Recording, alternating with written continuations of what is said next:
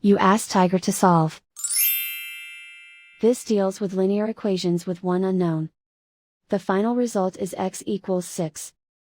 Let's solve it step by step. Simplify the expression. Expand the parentheses. Simplify the arithmetic. Group all x terms on the left side of the equation. Subtract 5x from both sides. Group like terms. Simplify the arithmetic. Group like terms. Simplify the arithmetic. Group all constants on the right side of the equation. Add 9 to both sides. Simplify the arithmetic.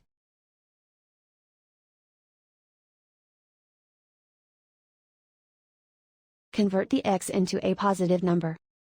Multiply both sides by -1.